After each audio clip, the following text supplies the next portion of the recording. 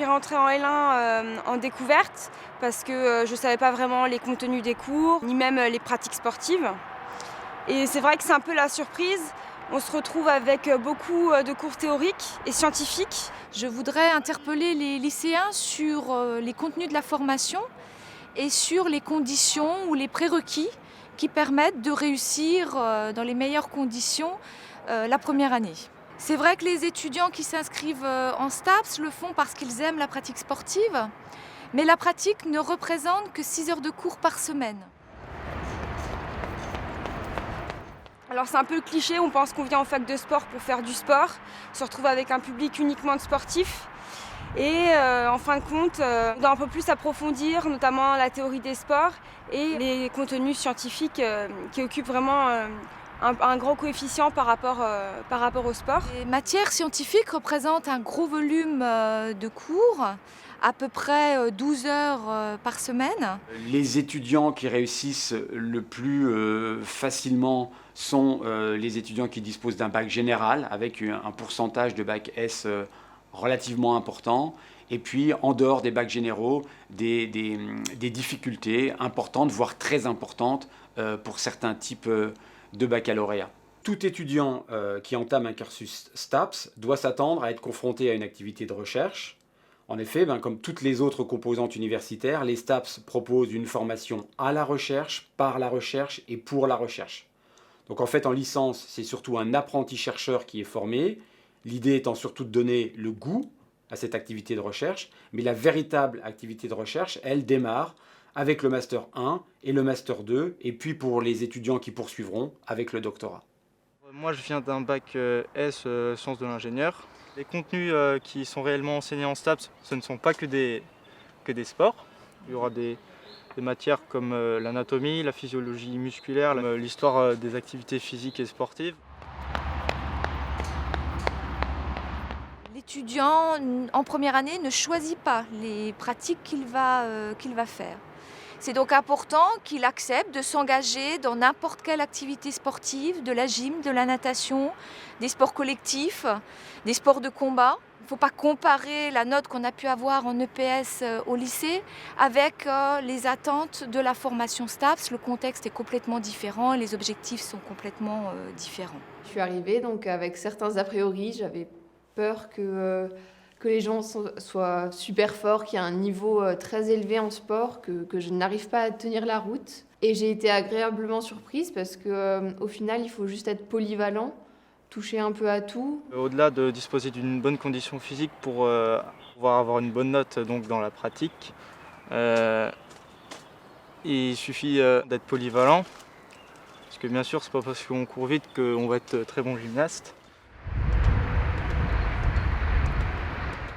Alors le travail en STAPS, c'est particulier. Il faut se mettre dans le bain, on est en fac de sport, on est en fac plus particulièrement. Du coup, le travail, il se fait personnellement. Il faut accepter de travailler chez soi, même si les profs ne nous font pas spécialement noter dans l'agenda réviser pour telle date.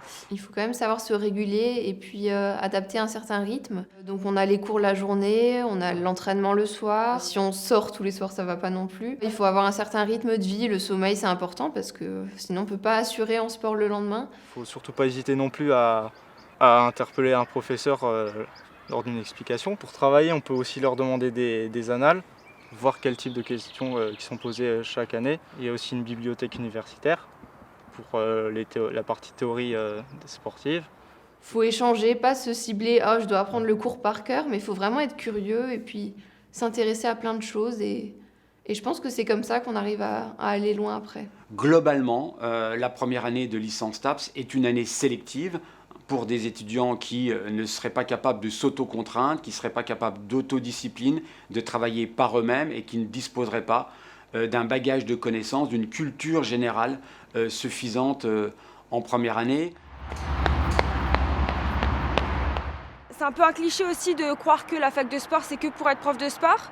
On propose plusieurs filières et c'est intéressant dès la L1 de découvrir les différentes filières proposées par les enseignants. À la fois le handicap, l'entraînement, le management et aussi l'éducation. C'est vrai que ce qui me motivait le plus, c'était l'entraînement parce que j'avais déjà un petit CV en tant qu'entraîneur dans mon club respectif. C'est important que l'étudiant se projette, qu'il arrive avec un projet professionnel qui bien sûr n'est pas abouti mais qui va se construire au fur et à mesure de la licence. Parce qu'on constate qu'un étudiant qui sait un petit peu où il va, qui a en ligne de mire une activité professionnelle, eh bien s'investit davantage dans la formation. Par exemple, pour ma part, j'ai choisi la filière EM, éducation et motricité. C'est pour me destiner à la profession d'enseignant de PS. Et pourquoi éducation et motricité? Parce qu'on éduque par le sport. Ici, le sport, ça va être un moyen.